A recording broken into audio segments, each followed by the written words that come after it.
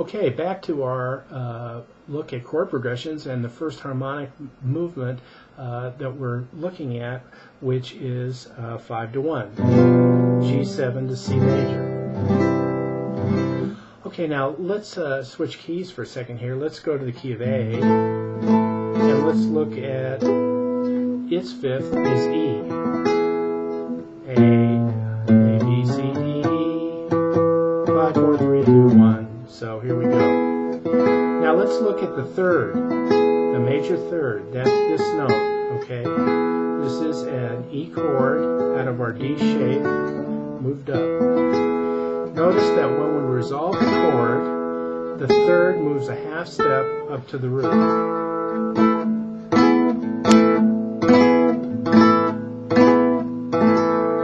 That's a very, very strong movement. That half-step resolution is extremely powerful.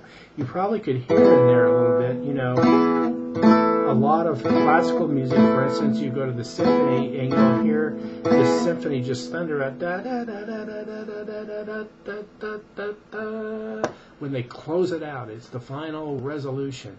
It's awesome. I mean, the sound of it, the feel of it, it's just fantastic. Well, really what you're hearing is that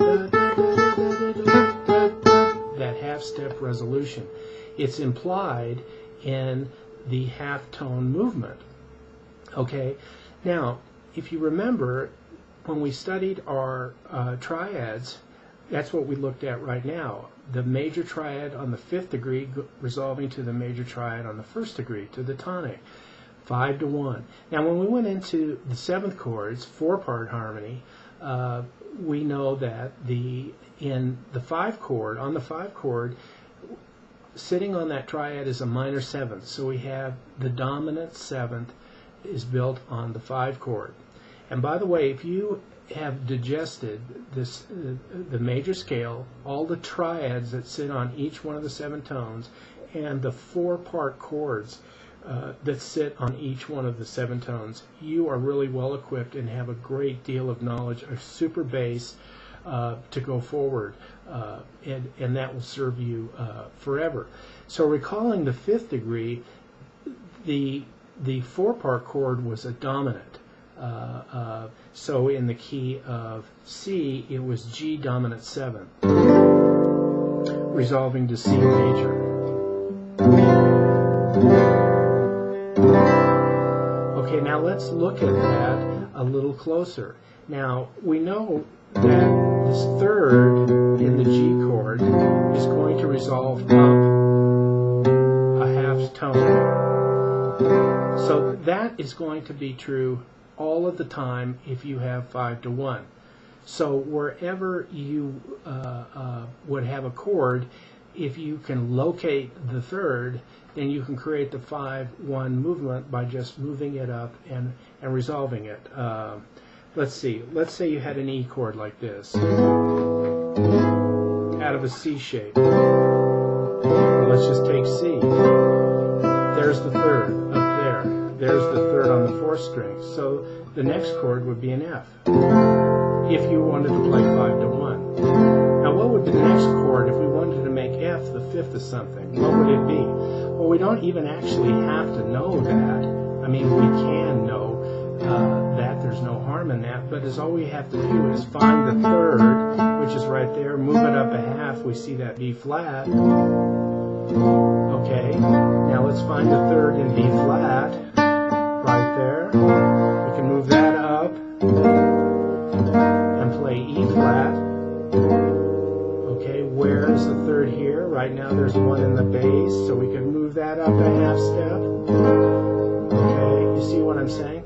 So what you can do is anywhere, if you want to create the 5-1 movement, is by knowing where the third is, it's going to resolve up a half step.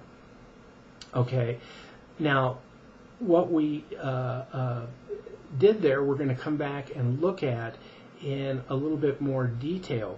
But I want to, before we do that, I want to get back to this as a dominant. So we know in the dominant chord that that third resolves up a half step to C major or C major 7th or whatever. not whatever harmonically fits our C chord, which we know is C major or C major 7th in 4-part harmony. Well, what's the other note in the G? It's that 7th sitting up there. 1, 3, 5, minor 7th. Now, let's look at where it goes. Look, it goes down a half step into the 3rd of the C. Now, the 3rd is a very powerful tone because it tells you whether a chord is major or minor. And so it's really a critical tone. Oftentimes, one of the most important tones. A lot of times fifths are just fifths, you know, they don't really tell you much about a chord, but certainly a 3rd is a key identifier of a chord. So we have 2 half-step movements when we move into 4-part harmony. We have the 3rd of the 5 chord, B, which is the 3rd of the G, moving up to C, and we have the 7th, this F, moving down to E. So again, you can use this to your advantage whenever you want to create 5 to 1 by knowing where the 3rd of the 5 chord is. You can resolve it up a half tone to the 1, and wherever the 7th is, it's going to resolve down to the 3rd. 2 half-step resolutions, very, very strong pulls from that half step are what give 5 to 1 its really, really strong harmonic resolution. Also remember that in the overtone series, when we play a harmonic, the first tone we hear after permutations of the root itself is the 5th. So the dominant note, the 5th, it exists very strongly just organically, just in nature, so to speak. So 5 to 1, that's what he found out as the strongest root movement there is. That's the first chord progression that you want to become familiar with. 5 to 1, and what is really going on inside it. The 3rd moving to the root, and the dominant 7 moving down into the 3rd.